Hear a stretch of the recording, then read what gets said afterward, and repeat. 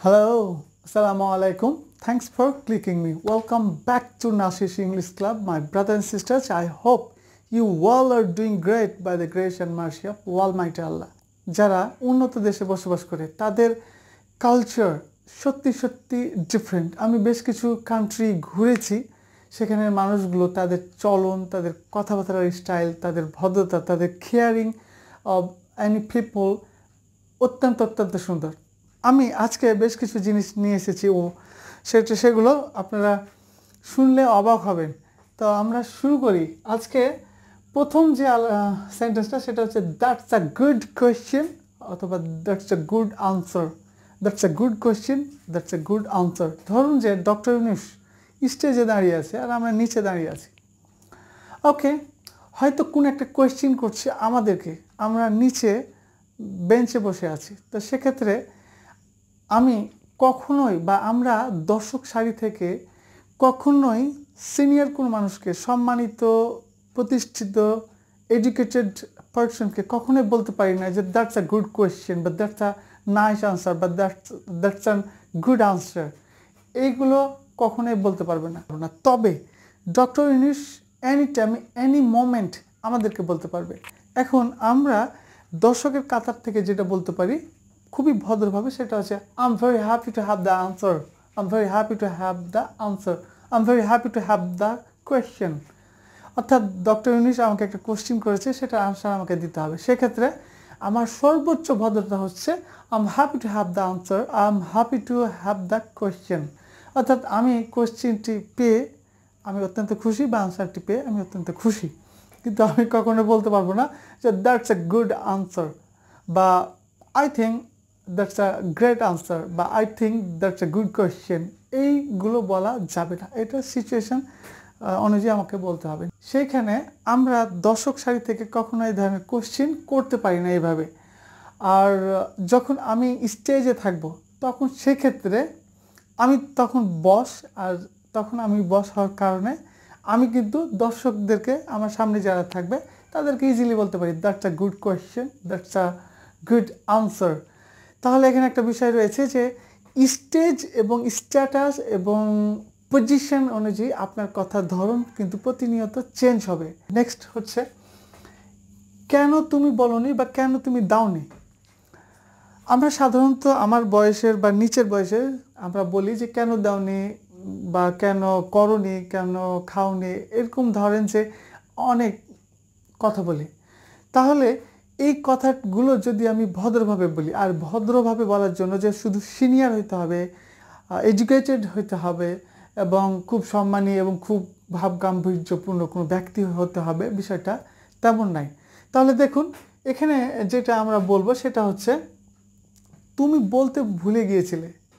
যদি যদি সমবয়সী হয় বা নিচের হয় তাহলে তুমি বলবো, আর যদি সিনিয়র হয় সেক্ষেত্রে আপনি বলবো। এখন ধরুন যে আমি ফরেন একটা কান্ট্রিতে গিয়েছি, কারোর সাথে প্রথম ডিল হয়েছে, বিজনেস হয়েছে, কোনো মাল নিয়ে এসেছে, বাট কোনো একটা জিনিস সে দিতে ভুলে গিয়েছে বা ভুল করেছে ইচ্ছাকৃত, যাই হোক না কেন। তো সেক্ষেত্রে আমরা বা আমি ব্যক্তিগতভাবে আমি নিজেও কখনো বলি না যে তুমি কেন বলোনি, তুমি কেন দাওনি, তুমি কেন করনি। এটা আসলে ডিরেক্টলি কোয়েশ্চেন, ডিরেক্টলি কমান্ড করা হয়ে যায়। সেক্ষেত্রে যদি ভদ্রভাবে আমি সেটা বলি তাহলে সেটার গুরুত্ব অনেক বেশি। যেমন হচ্ছে তুমি বলতে ভুলে গিয়েছিলে, তুমি মনে হয় বলতে ভুলে গিয়েছিলে, তুমি মনে হয় দিতে ভুলে গিয়েছিলে, কথাটা হবে এইরকমভাবে। তো এখানে আমরা ইংরেজি যেমন এটা যদি বলি so why didn't you tell, why didn't you say, why didn't you give, এটা হচ্ছে জাস্ট ডিরেক্ট কমান্ড। বাট আমরা যদি এইভাবে ইউজ করি যে you forget to tell me, you forget to give me, maybe you forget to give me, হয়তো আপনি দিতে ভুলে গিয়েছিলেন। তাহলে মেবি আমরা চাইলে এটাকে মেবি প্রথমে দিতে পারি, এখানে প্রথমে দিয়ে দিতে পারি maybe you forget to give me or tell me. এটা হচ্ছে সর্বোচ্চ ভদ্রতা। তাহলে আমাদের প্রত্যেক যখন আমি ইংরেজি শিখবো, ইংলিশ কান্ট্রিতে যাব বা অন্য কান্ট্রিতে যাব, তখন অবশ্যই মনে রাখতে হবে যে আমাদের যেহেতু প্ল্যাটফর্মটা ইংরেজি, মাধ্যমটা হচ্ছে ইংরেজি দিয়েই কথা বলবো। এবং ফরেন কান্ট্রির লোকগুলো এরা হচ্ছে কি বলবো, এদের ব্যবহার অসাধারণ, অমায়িক।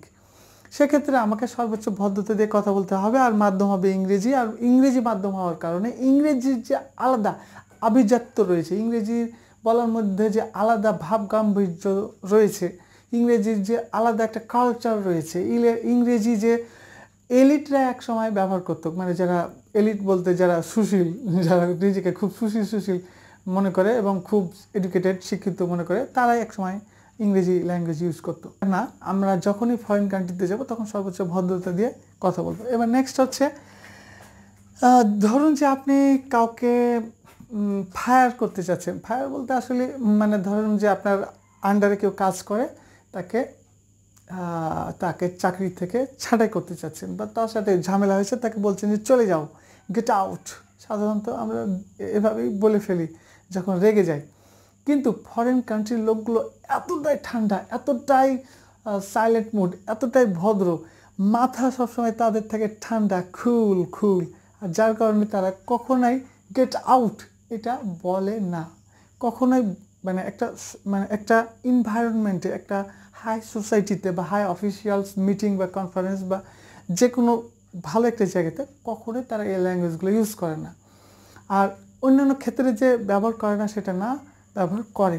কিন্তু আমরা যেটা ব্যবহার করব, বা যারা সত্যিকারের এডুকেটেড এলিট পারসন, তারা যেটা ব্যবহার করে সেটা হচ্ছে your exit door is always open. মানে আপনাকে ডিরেক্টলি বলছি না যে ভাই আপনি যাইতে পারেন, ঠিক আছে আপনি এখন যেতে পারেন, ইউ মে গো, এটাও বলতে পারি ইউ মে গো, আপনি এখন যেতে পারেন, অনুমতি দিচ্ছি। অথবা ডিরেক্টলি বলতে পারি গেট আউট, এটাও বলতে পারি। কিন্তু আমরা এই নিচের দুইটা না বলে আমরা বলবো মাই ফ্রেন্ড, বা যখন আসলে কাউকে বিদায় বা যেতে বলা হয়, বা আমরা বলি যে তুমি চলে যাও, তোমার দরকার নেই, গেট আউট, তখন কিন্তু যেটা আমরা বলি, বিশেষ করে এটাকে ডিপ্লোম্যাটিক বলি, ডিপ্লোম্যাটিক ওয়েতে উত্তর দেওয়া বা বলা বা আনসার করা। আমরা লাস্ট একটাই ভিডিও বানিয়েছি ডিপ্লোম্যাটিক ওয়েতে কীভাবে কথা বলতে হয়, মানে মেসেজ ক্লিয়ার, সব ঠিকঠাক আছে, বাট মনে হবে যে আপনি ওইটা বলেননি কিন্তু মেসেজটা দিয়ে ফেলেছেন। যদি সে ভিডিওটা আপনারা না দেখে থাকেন সেটা দেখে নিতে পারেন। তো এখানে যেটা হচ্ছে যে তাকে ডিরেক্টলি আমি যেতে বলছি না, কিন্তু আমি বলবো my dear friend, my dear brother, বা মাই ডিয়ার সুইডি মানে হচ্ছে প্রিয়, বা my dear honey, your door is always open, বা your exit door is always open. তার মানে হচ্ছে আপনার এক্সিট ডোর মানে বাইরে যাওয়ার ডোর সবসময় খোলা থাকে বা সবসময় খোলা আছে। বা যদি এখন এই মুহূর্তে বলি তাহলে এই সিচুয়েশনে বলবো my brother your exit door is open নাও, মানে আপনার এক্সিট ডোরটা খোলা আছে, এখন আপনি এখন যেতে পারেন। তো এই যে দেখুন ডিরেক্টলি আপনি এখন যেতে পারেন, ইউ মে গো নাও, বা ইউ মে গো এটা না বলে, বা গেট আউট না বলে, বা গো আউট না বলে, খুব সুন্দরভাবে politely my friend, my dear, বা my sir, please calm down, your exit door is open. প্রিয় শিক্ষার্থীরা নিশ্চয়ই বুঝতে পেরেছেন কীভাবে ভদ্রভাবে পলাইট ওয়েতে ইংলিশ কান্ট্রির লোকগুলো কথা বলে। আর আমরা যখন ইংরেজিতে কথা বলবো, ইংরেজি শিখবো, মনে রাখতে হবে হাঁচি দিলেও ইংরেজিতে, কাশি দিলেও ইংরেজিতে, যদি গালাগালি করি সেক্ষেত্রেও ইংরেজিতে, ঘুম পাড়লেও ইংরেজিতে, স্বপ্নটা দেখলেও কিন্তু ইংরেজিতে। ভালো থাকবেন, সুস্থ থাকবেন। আরও নতুন নতুন এক্সপ্রেশন এবং এমন কিছু জিনিস যেটা আপনার পুরো লাইফ চেঞ্জ করে দেবে, সেগুলো নিয়ে আমরা পরবর্তী ক্লাসগুলোতে থাকবো এবং কন্টিনিউ করবো। ভালো থাকবেন। আসসালামু আলাইকুম।